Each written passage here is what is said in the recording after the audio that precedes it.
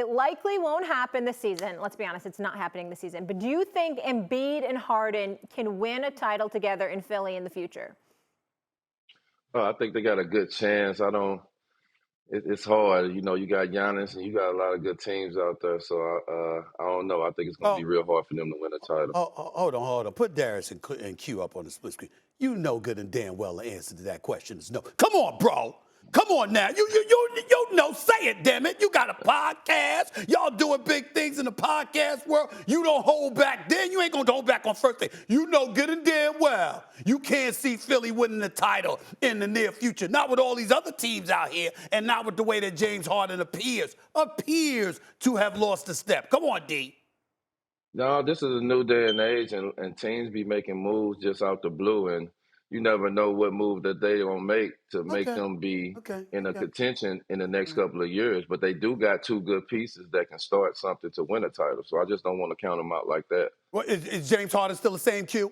Is James Harden still the same? Is he the same dude we've been watching all of these years?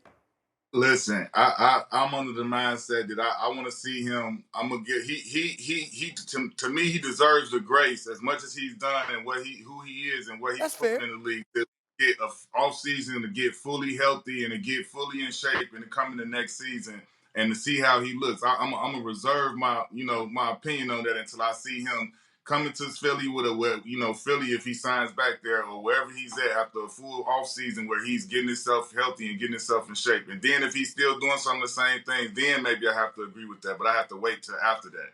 Good answer. Let me explain what my position is about James Harden so we're all clear.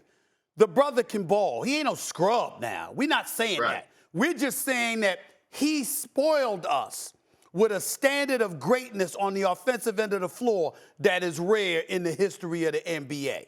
And that dude is not what we have seen since he suffered the hamstring injury last year in Brooklyn. Wait though. This is Okay. part of that. Like when you talk about what he showed us and how he spoiled us in Houston, we have to take into consideration that he was being coached by my former coach, Mike D'Antoni, and he was in the offense where he had the ball, I don't know how much, but a very high percentage of the time. And I liken that to say, like, Steve Nash won MVP back-to-back in that offense. And he wasn't as offensive-minded as James Harden.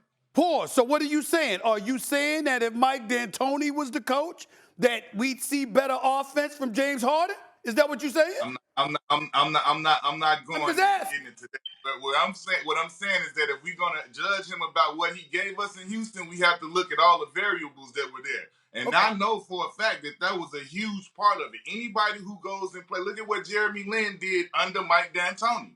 He went crazy. So I mean, it's a common denominator with that too. So I think even without him having a hamstring injury, we wouldn't have seen that same James Harden that we saw in Houston because the variables were different. Thanks for watching ESPN on YouTube. For live streaming sports and premium content, subscribe to ESPN Plus.